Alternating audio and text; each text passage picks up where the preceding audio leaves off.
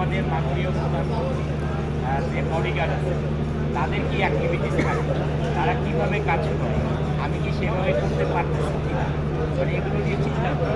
তারা কীভাবে দাঁড়ায়, মানে নেত্রীর পাশে দাঁড়ায় কীভাবে, তাকে যাওয়ার জন্য আমন্ত্রণ করলে কোথাও কীভাবে হাতটা দেখায়, মানে এই যে অ্যাক্টিভিটিসগুলো নিয়ে মানুষ যাবার ভোট না করে মানে রিয়েলি এটা চ্যালেঞ্জিং একটা ক্যারেক্টার।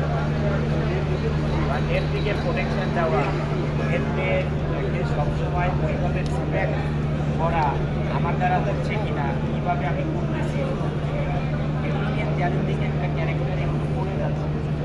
আর সাথে সাথে আমার মাথায় তো ধরেন মন দেওয়ার সময়ও থাকে, এই কবিতা স্কিলটা আমার লিখতে আছে। তারপরে বাংলাদেশের একদম 100% 90%